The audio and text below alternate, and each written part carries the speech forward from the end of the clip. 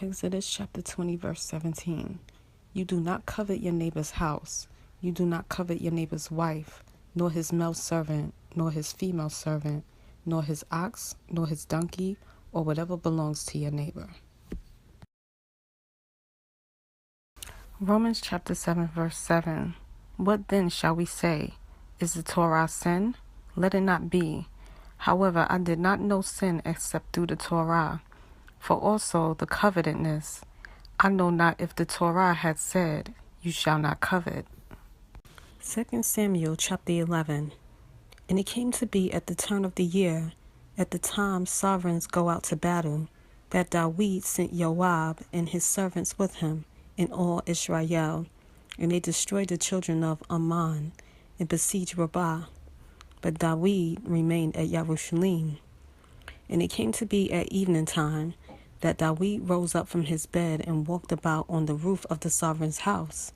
And from the roof he saw a woman bathing, and the woman was very good to look at. And David sent and asked about the woman. And one said, Is this not Bathsheba, the daughter of Eliam, the wife of Uriah the Hittite? And David sent messengers to fetch her. And she came to him, and he lay with her. For she was cleansing herself from her uncleanness, and she returned to her house. And the woman conceived, and sent and informed David, and said, I am pregnant. Then David sent to Joab, Send Uriah the Hittite to me. And Joab sent Uriah to David.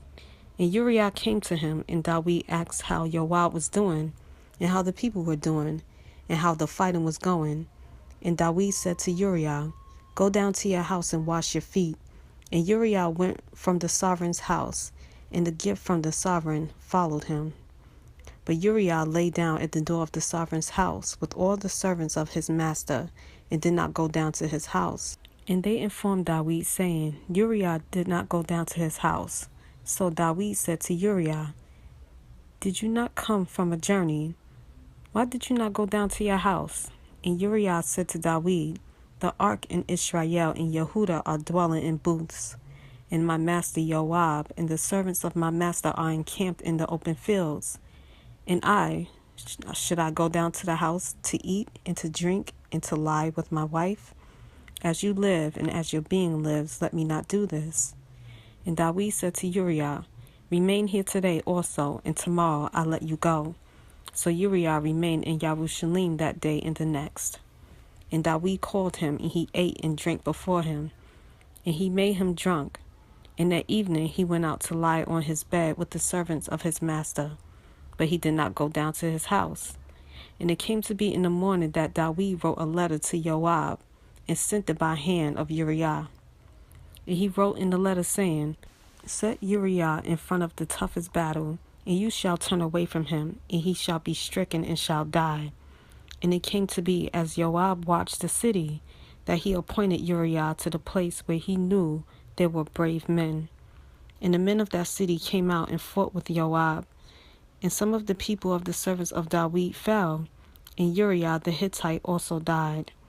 And Joab sent and reported to David all the events of the battle, and commanded the messenger, saying, When you have finished reporting all the events of the battle to the sovereign, then it shall be, if the sovereign's wrath rises and says to you, Why did you go so near to the city when you fought?